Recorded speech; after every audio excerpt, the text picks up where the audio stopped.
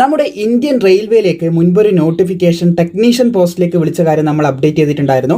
നിലവിൽ അതിന് അപേക്ഷിക്കേണ്ട ലാസ്റ്റ് ഡേറ്റ് ഏകദേശമായിരിക്കുകയാണ്. അപേക്ഷിക്കാൻ ആരെങ്കിലും ബാക്കിയുണ്ടെങ്കിൽ പ്രധാനപ്പെട്ട അത്യന്താപേക്ഷികമായിട്ടുള്ള വിവരങ്ങൾ മാത്രം ഉൾപ്പെടുത്തിയിട്ടുള്ള വളരെ ഇമ്പോർട്ടൻ്റ് ആയിട്ടുള്ള വീഡിയോ ആണ് ഇത് കണ്ടാൽ തന്നെ നിങ്ങൾക്ക് അപേക്ഷിക്കാൻ സാധിക്കും. ഇതിന് മുമ്പ് ചെയ്ത വീഡിയോ ലിങ്ക് നേരത്തായി ഡിസ്ക്രിപ്ഷനിൽ കൊടുത്തിട്ടുണ്ടാവും. അതിലൂടെ നിങ്ങൾക്ക് ആവശ്യമാണെങ്കിൽ കൂടുതൽ ഡീറ്റെയിൽസ് കൂടി മനസ്സിലാക്കാം. അല്ലെങ്കിൽ നോട്ടിഫിക്കേഷനും താഴെ കൊടുത്തിട്ടുണ്ടാവും, അപേക്ഷിക്കേണ്ട ലിങ്കും താഴെ നൽകിയിട്ടുണ്ടാവും. അതിലൂടെ കയറി നിങ്ങൾക്ക് കാര്യങ്ങൾ വീഡിയോ കണ്ട് മനസ്സിലാക്കിയതിന് ശേഷം അപേക്ഷിക്കാനും കാര്യങ്ങൾക്കെല്ലാം ഉപയോഗിക്കാവുന്നതാണ്. താഴെ ലിങ്കൊക്കെ ലഭിക്കുന്നതായിരിക്കും. അപ്പോൾ നമുക്ക് ഡീറ്റെയിൽസിലേക്ക് കിടക്കാം. ഇവിടെ നിങ്ങൾക്ക് കാണാൻ സാധിക്കും ഈ സീരിയൽ നമ്പർ ഓർത്തിരിക്കുക.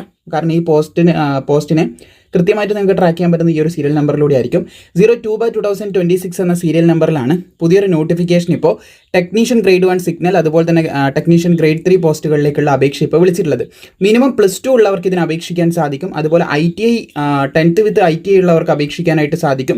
പിന്നെ അനേകം ക്വാളിഫിക്കേഷനും പറയുന്നുണ്ട്. നമുക്ക് മുന്നോട്ടേക്ക് ചെക്ക് ചെയ്യാം ഏതൊക്കെയാണെന്നുള്ളത്. +2 സയൻസിൽ വേണമെന്നും കൂടി ശ്രദ്ധിച്ചിരിക്കുക. ഇവിടെ നമുക്ക് കാണാൻ സാധിക്കും ടെക്നീഷ്യൻ ഗ്രേഡ് 1 സിഗ്നലിൻ്റെ ലെവൽ ഓഫ് പേ എന്ന് പറയുന്നത് 5 ആണ് കൊടുത്തിട്ടുള്ളത്. 29,200 ബേസിക് ശമ്പളമായിട്ട് പറയുന്നുണ്ട്. പിന്നെ മെഡിക്കൽ സ്റ്റാൻസ് ഇവിടെ കൊടുത്തിട്ടുണ്ട്. അതുപോലെ തന്നെ 18 to 33 വയസ്സുള്ളവർക്ക് അപേക്ഷിക്കാം. SC ST എല്ലാം പ്രായത്തിലുള്ളവുണ്ട് കേട്ടോ. അതൊക്കെ ഈ നോട്ടിഫിക്കേഷനിൽ വ്യക്തമായി പറയുന്നുണ്ട്. SC ST 5ഉം OBC 3 വർഷത്തെ പ്രായത്തിലുള്ളവ ലഭിക്കുന്നുണ്ട് എന്ന് ശ്രദ്ധിക്കുക. സോ അതൊക്കെ ബേസിക്കലി എല്ലാവർക്കും അറിയുന്ന കാര്യമായതുകൊണ്ട് അതൊന്നും ഞാൻ ഇതിൽ ചർച്ച ചെയ്യുന്നില്ല. കാരണം ലാസ്റ്റ് ഡേറ്റ് ആണ്. ലാസ്റ്റ് ഡേറ്റ് വീഡിയോയിൽ നമ്മൾ അപേക്ഷിക്കേണ്ട പ്രധാനപ്പെട്ട കാര്യങ്ങൾ മാത്രമേ നോക്കാറുള്ളൂ. കൂടുതൽ കാര്യങ്ങൾ ഇൻക്ലൂഡ് ചെയ്യാറില്ല. അതുകൊണ്ട് പെട്ടെന്ന് ഇമ്പോർട്ടൻ്റ് ആയിട്ടുള്ള കാര്യങ്ങൾ നോക്കാം. അപ്പോൾ ഈ ഒരു സിഗ്നൽ ഗ്രേഡ് 1ലേക്ക് വന്നിട്ടുള്ളത് 323 ഒഴിവുകളാണ്. അതുപോലെ തന്നെ ടെക്നീഷ്യൻ ഗ്രേഡ് 3 സിഗ്നലിൽ കാണാൻ സാധിക്കുന്നതാണ്. ആകെ മൊത്തം വന്നിട്ടുള്ളത് 6,234 ഒഴിവുകൾ വന്നിട്ടുണ്ടെന്ന് ശ്രദ്ധിക്കുക. അപ്പോൾ ഇതിൻ്റെ അപേക്ഷ തുടങ്ങിയ ഡേറ്റ് നമുക്കിവിടെ കാണാൻ സാധിക്കുന്നതാണ്. 30/6/2026 അപേക്ഷ തുടങ്ങി. ഏകദേശം 29/7/2026 വരെ നിങ്ങൾക്ക് അപേക്ഷിക്കാം. ഈ മാസം 29-ാം തീയതി വരെ, ജൂലൈ 29 വരെ മാത്രമേ അപേക്ഷിക്കാൻ സാധിക്കത്തുള്ളൂ. പിന്നെ ബാക്കിയുള്ള തിങ്സ് ഒക്കെ നിങ്ങൾക്ക് ഇവിടെ നോക്കി മനസ്സിലാക്കാൻ സാധിക്കും. പേയ്മെൻറ്റ് എത്ര വരെ അടക്കാൻ സാധിക്കും, പിന്നെ തിരുത്തുന്ന ഡേറ്റ്, ഇതൊന്നും ലാസ്റ്റ് ഡേറ്റിൽ നമ്മൾ ചർച്ച ചെയ്യാറില്ല. നമ്മൾ തുടക്കമുള്ള ആദ്യം ചെയ്ത വീഡിയോയിൽ ഇതൊക്കെ കൃത്യമായിട്ടും വ്യക്തമായിട്ടും എന്തൊക്കെയാണെന്ന് പറഞ്ഞിട്ടുണ്ടായിരുന്നു. സോ നമ്മൾ പറഞ്ഞതുപോലെ തന്നെ ലാസ്റ്റ് ഡേറ്റ് വീഡിയോ ആയതുകൊണ്ട് പ്രധാനപ്പെട്ട ഓരോ കാര്യങ്ങൾ നോക്കി നമുക്ക് മനസ്സിലാക്കാം. ഇനി നിങ്ങൾക്ക് ഏജിൻ്റെ കാര്യത്തിൽ എന്തെങ്കിലും സംശയങ്ങൾ ഉണ്ടെങ്കിൽ ഏകദേശം 12ാമത്തെ PDF പേജിൻ്റെ ഈ ഒരു നോട്ടിഫിക്കേഷൻ്റെ 12ാമത്തെ അല്ലെങ്കിൽ 8.2 പാരഗ്രാഫിൽ ഈ ഒരു ഭാഗത്തായിട്ട് നിങ്ങൾക്ക് കാണാൻ സാധിക്കും. കൃത്യമായിട്ടുള്ള ഡേറ്റ് കൊടുത്തിട്ടുണ്ട്. ആദ്യത്തെ 18 to 33 വയസ്സ് വരെയുള്ള പോസ്റ്റിൻ്റെ എങ്ങനെയാണ് കൂട്ടുക, അതായത് ജനറൽ വിഭാഗം ആകുമ്പോൾ ഈ ഒരു ഡേറ്റിലും ഇതിൻ്റെ ഇടയിലും ജനിച്ചവർക്ക് അപേക്ഷിക്കാൻ സാധിക്കും. OBC ആകുമ്പോൾ ഈ ഒരു ഡേറ്റും ഇതിൻ്റെ ഇടയിലും, SC ST ആകുമ്പോൾ ഈ ഒരു ഡേറ്റും ഇതിൻ്റെ ഇടയിലും. ആ രീതിയിലാണ് ഇതിൻ്റെ ഏജ് കണക്കാക്കേണ്ടത്. ശ്രദ്ധിക്കുക. നമ്മൾ മുമ്പ് ചെയ്ത വീഡിയോയിൽ കൃത്യമായിട്ട് അത് പറഞ്ഞുകൊണ്ട് വീണ്ടും ആവർത്തിക്കുന്നില്ല. അപ്പോൾ 500 രൂപ ഫീസ് ഇത് നമുക്ക് കൃത്യമായിട്ട് നോക്കേണ്ടതുണ്ട്. കാരണം ഇമ്പോർട്ടൻ്റ് ആയിട്ടുള്ള ഒരു കാര്യമാണ്. 500 രൂപ ഫീസ് ഉണ്ട്. അപ്പോൾ അതെല്ലാവരും 500 രൂപ യൂണിഫോമിൽ എല്ലാവരും തന്നെ അടക്കണം. അതിലെന്ത് ചെയ്യും, 400 രൂപ നിങ്ങൾ ആദ്യഘട്ട പരീക്ഷ അറ്റൻഡ് ചെയ്ത് കഴിഞ്ഞാൽ എന്ത് ചെയ്യും, 400 രൂപ തിരിച്ചു കയറും. ഇന്ന് പരീക്ഷ എഴുതി നാളെ ഒന്നും കയറത്തില്ല കേട്ടോ. ചിലപ്പോൾ മാസങ്ങളോളം പിടിക്കും തിരിച്ചു കയറാൻ. അത് പ്രത്യേകം ശ്രദ്ധിക്കാം. 1-2 രൂപ 400 രൂപ സർവീസ് ചാർജൊക്കെ ആയിട്ട് പിടിക്കുന്നതും കാണാറുണ്ട്. അപ്പോൾ അത് പ്രത്യേകം ഒന്ന് ശ്രദ്ധിച്ചിരിക്കുക. പിന്നെ പൈസ അടച്ചിട്ട് അപേക്ഷിക്കേണ്ട പോസ്റ്റ് ആയതുകൊണ്ട് തന്നെ നിങ്ങളുടേതായിട്ടുള്ള കാര്യങ്ങളൊക്കെ മനസ്സിലാക്കി നിങ്ങൾക്ക് പരീക്ഷ എഴുതാൻ പോകുന്ന ഉറപ്പൊക്കെ ഉണ്ടെങ്കിൽ തീർച്ചയായിട്ടും എന്ത് ചെയ്യുക, നിങ്ങൾക്ക് അപേക്ഷിക്കാൻ സാധിക്കുന്നതാണ്. ഇനി SC ST ഫീമെയിൽ ഇവരുടെ കാര്യത്തിൽ ഈ കാര്യം മാറ്റമാണ്. ഫീമെയിൽ ഉദ്യോഗാർത്ഥികൾ അത് ഏത് കാറ്റഗറിയിലാണെങ്കിലും SC ST ഉദ്യോഗാർത്ഥികൾ ആൺകുട്ടികൾക്കാണ് പ്രത്യേകം പറയുന്നത്. ഫീമെയിൽ എന്ന് പറയുമ്പോൾ എല്ലാ പെൺകുട്ടികളും ഉൾപ്പെട്ടല്ലോ. SC STയിൽ ആൺകുട്ടികൾ ഇവിടെ ഉൾപ്പെടുന്നുണ്ട് എന്ന് ശ്രദ്ധിക്കുക. സോ അവർക്ക് വരുന്നതെന്ന് പറയുന്നത് 250 രൂപ ഫീസാണ്. ഈ 250 രൂപയും ആദ്യഘട്ട പരീക്ഷ എഴുതുമ്പോൾ നിങ്ങൾക്ക് തിരിച്ചു കയറുമെന്ന് ശ്രദ്ധിക്കുക. പിന്നെ അതുപോലെ ഇതിന് പഠിക്കാൻ ആവശ്യമായിട്ടുള്ള മെറ്റീരിയൽ ആവശ്യമാണെങ്കിൽ നേരത്തെ ഡിസ്ക്രിപ്ഷനിൽ എന്ത് ചെയ്യുക, നമ്മുടെ ഒരു വാട്സപ്പ് ചാനലുണ്ട് സ്റ്റോറിൻ്റെ, അതിലൊന്ന് ജോയിൻ ചെയ്തിരുന്നാൽ മാത്രം മതി. കാരണം അതിൽ തീർച്ചയായിട്ടും മുന്നിലേക്ക് മെറ്റീരിയൽ നമ്മൾ ക്രിയേറ്റ് ചെയ്യുന്നുണ്ട്, ഉടനെ തന്നെ അതിൽ പ്രൊവൈഡ് ചെയ്യുന്നതായിരിക്കും. സോ ഇതാണ് ഇതിൻ്റെ എക്സാമിനേഷൻ പാറ്റേൺ എന്ന് പറയുന്നത്. അപ്പം ഗ്രേഡ് 1 സിഗ്നലിലും അതുപോലെ തന്നെ ഗ്രേഡ് 3ക്കെല്ലാം മാറ്റമുണ്ട്.